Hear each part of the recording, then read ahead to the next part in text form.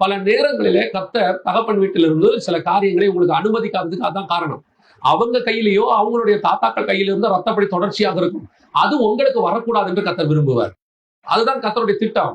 அதனால சில விஷயங்களை வீட்டுல வைக்க கூடாது. அது அப்பா கொடுத்தது, அம்மா கொடுத்தது, தாத்தா கொடுத்தது, யார் சொன்னாலும் கர்த்தர் அனுமதிக்கலையே விட்டுருங்க. சில நேரத்துல உங்களுடைய சொத்துக்களை கூட என்ன பண்ணிடுவாங்க, உங்களுக்கு தெரியாமையே கூட வித்துருவாங்க. அப்பாவுடைய சொத்தை உங்களுக்கு தெரியாம கூட வித்துருவாங்க. உங்களை மாதிரி அவங்களே கையெழுத்து போட்டுருவாங்க. உங்களுக்கு வரவிடாம பண்ணிடுவாங்க. இதெல்லாம் செஞ்சிருவாங்க. இதெல்லாம் செய்யும் போது நீங்க என்ன நினைப்பீங்க, ஆண்டவர் ஏன் கண்டும் காணாதவரை போல இருக்கிறாரு, ஆண்டவர் ஏன் இப்படி செய்யறாரு, ஆண்டவர் எதுக்காக இந்த காரியத்தெல்லாம் செய்யறாரு அப்படின்னு சொல்லி நீங்க நினைச்சீங்கன்னா, ஆண்டவர் சொல்வாரு, அதை நான் உனக்கு வரவிடாம தடுத்ததுக்கு பின்னாடி ஒரு பெரிய சாபம் இருக்கு. அது உன் கூடாரத்துக்குள் வரக்கூடாது. அது வரக்கூடாது என்பதுக்காக தான் நான் அதை தடுத்தேன்.